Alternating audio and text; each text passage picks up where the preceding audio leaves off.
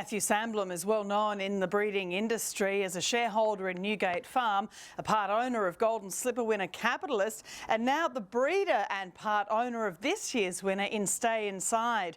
In 2021, Kingstar Farm welcomes Time to Reign, himself a half-brother to a Golden Slipper winner, great value at under $10,000. Time to Reign bounces back today.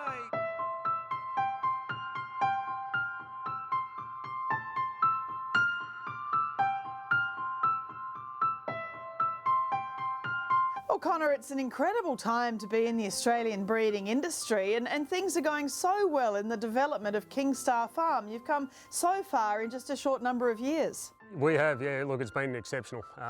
Kingstar's only been going 4 or so years.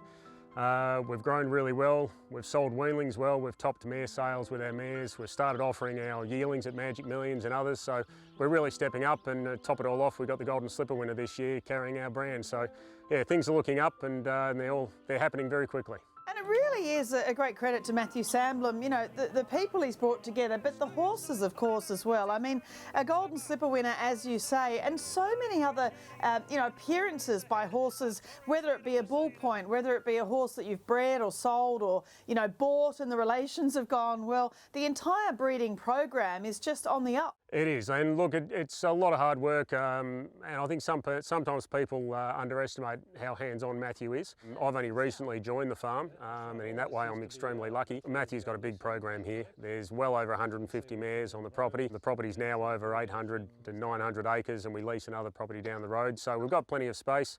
We've got 4 stallions. We foal down 100 or so mares a year, and as you say, the brand is well and truly out there. You don't get a better advertisement than the Star Inside Crown brand as it is being carried by a Golden Slipper in the first couple of years. But you see it a lot with the bull points that we've got running, and these other young stallions I think will do exactly the same in years to come.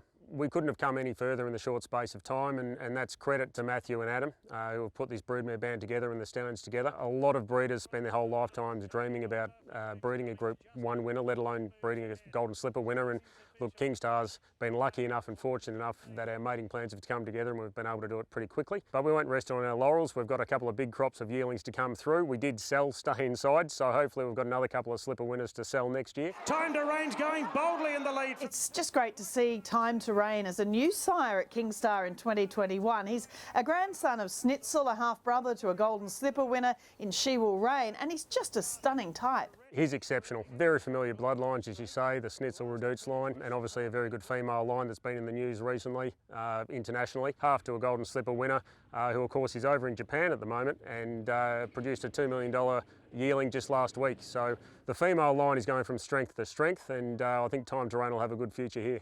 And his sire, Time for War, he was an absolute loss to the industry. As I said, a son of Snitzel from a Zabeel mare. He won the Pago and the Brisbane Sires Produce or Queensland Sires Produce Stakes. Who knows what he would have done with more than those 2 seasons at stud? Yeah, absolutely. It's always a loss when you lose a young stallion, particularly one that does come out with a galloper of Time to Reign's quality in his first crop. And it does make it a little bit difficult for some breeders to get a bit of a line on his sire sons like Time to Reign, but you've only got to go back to Snitzel and Redouts and just see what that line's produced to imagine what Time for War could have been. It's a real shame to lose him, but we're hoping Time to Reign can pick up where he left off.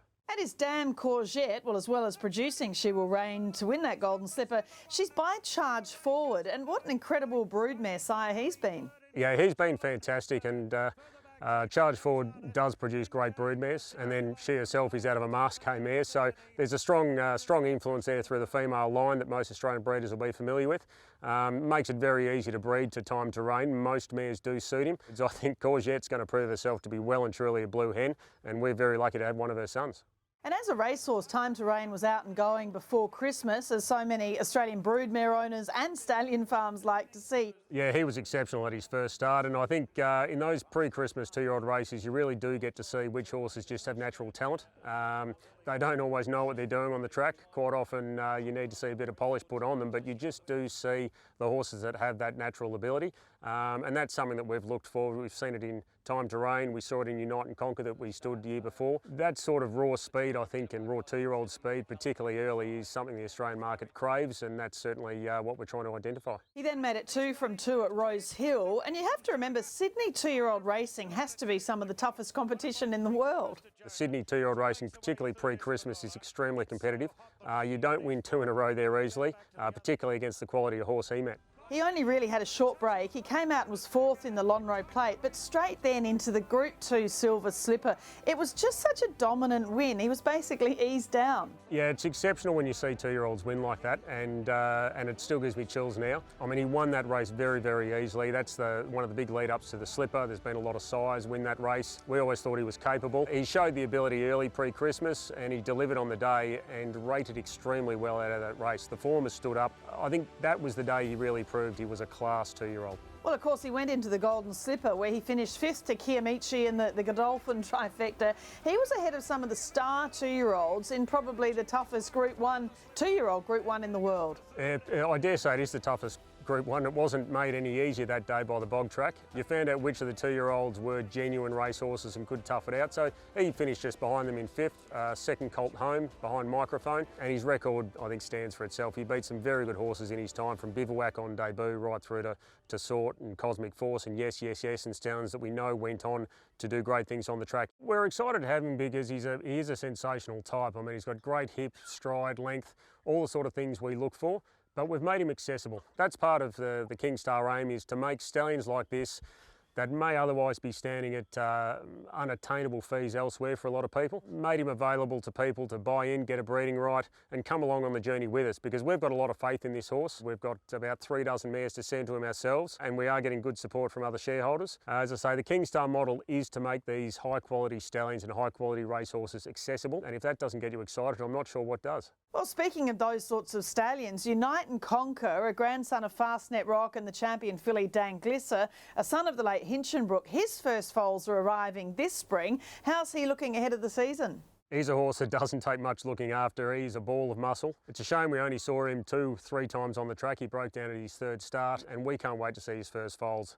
I'd be very surprised if they don't come out and look like very forward 2-year-old types. And as I mentioned, I mean, Bull Point seems so popular, as well as having plenty of runners and some good winners. I'm always seeing photos of foals and yearlings coming through for mare owners. They have a Bull Point in their paddocks growing out. It sounds as if he's been very popular as well. Yeah, Bull Point's one of the rare stallions that's actually had his book increase year to year. Normally they cover a big book first season, and then you maybe a little bit less second and third season.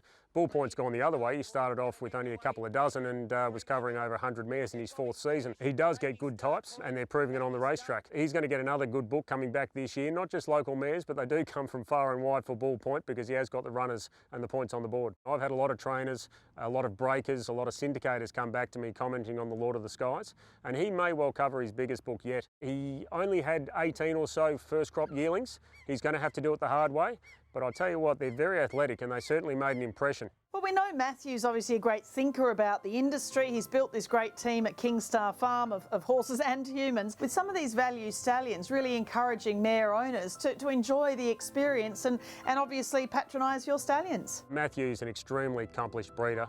You'd be hard pressed to find a more committed participant in the industry at the moment, both racing and breeding.